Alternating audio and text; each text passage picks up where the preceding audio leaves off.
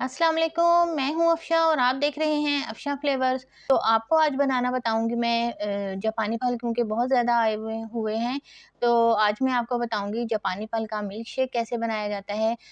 तो बहुत ही इंटरेस्टिंग होने वाली है वीडियो, आप ज़रूर देखिएगा मेरे साथ एंड तक और बने रहिएगा क्योंकि इसमें बनाती हूँ मैं आपको सिखाऊँगी कुछ नया मिल्क शेक का तरीका बनाने का कि इसमें क्या चीज़ ऐड करेंगे को तो हम जो जापानी फल का मिल्क शेक तैयार करेंगे उससे बहुत ही मज़ेदार सा और एक डिफरेंट सा टेस्ट उसका आएगा।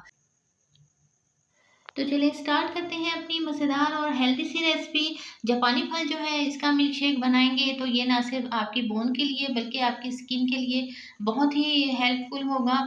तो चलिए स्टार्ट करते हैं हम अपनी रेसिपी को।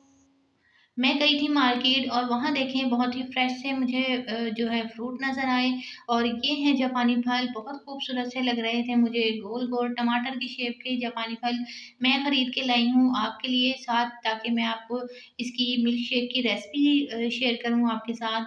तो ये देखें अच्छे से मैंने जापानी फल सेलेक्ट कर लिए हैं, तो आपने भी जो भी जापानी फल लेने हैं उसमें बहुत ज़्यादा आपने सख्त वाले जो जापानी फल जो इसका मिल्क शेक आपने नहीं बनाना।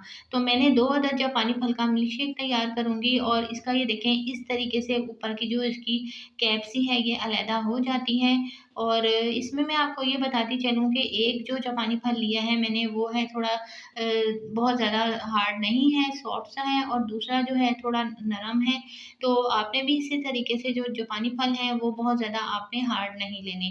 तो इस जापानी फल का जो है मैंने छिलका उतार लिया है, अगर आप चाहें इसे वैसे भी ब्लेंड कर सकते हैं क्योंकि ये इसका छिलका जो है वो भी बहुत ज़्यादा हमारे लिए फ़ायदेमंद है। तो एक अदद जो जापानी फल है उसका तो मैं छिलका उतार लूँगी, ये उतार लिया है मैंने इसका छिलका। इसको आपने कटिंग कर लेना है, इस तरीके से छोटे-छोटे पीसेस कर लेने हैं आपने।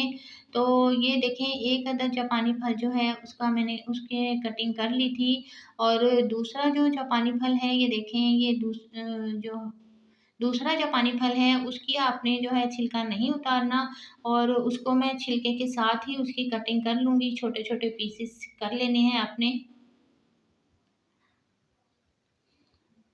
ये देखें इस तरीके से आपने छोटे-छोटे पीसेस करने हैं ताकि जब हम इन्हें ब्लेंडर में ब्लेंड करें तो ये तमाम जो है एक स्मूथ सा इसका टेक्सचर तैयार हो जाए।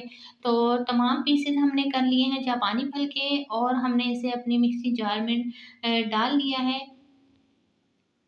और मैं इसमें ऐड कर दूँगी तकरीबन 2 ग्लास के करीब दूध। दूध जो है आपने फुल क्रीम वाला लेना है और मलाई वाला दूध लेना है और इसमें साथ ही मैं ऐड कर दूँगी 2 टेबलस्पून चीनी। चीनी आप अपने टेस्ट के अकॉर्डिंग भी शामिल कर सकते हैं और इसमें मैंने ऐड कर दिया है इसको मज़ीद टेस्टी और यूनिक सा इसका ज़ायका देने के लिए मैंने 1-2 ड्रॉप इसमें डाल दिए हैं वनीला एसेंस के।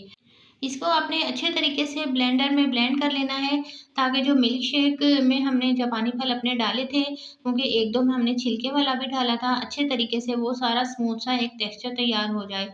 तो लीजिए हमारा मिल्क शेक बनकर रेडी है, बहुत ही मज़ेदार और हेल्दी सी रिफ्रेशिंग ड्रिंक आपके लिए आज मैंने तैयार की है। फीडबैक आप लाज़मी दीजिएगा और ये रिफ्रेशिंग ड्रिंक बच्चों और बड़ों दोनों को बहुत पसंद आएगा क्योंकि ये बहुत ज़्यादा हेल्दी है और इसके अगर आप फ़ायदे देखें तो वो भी बेशुमार फ़ायदे हैं इसके एक छोटे से फल के। तो अपना फीडबैक लाज़मी दीजिएगा और दुआओं में ज़रूर याद रखिएगा। टेक केयर, अल्लाह हाफ़िज़।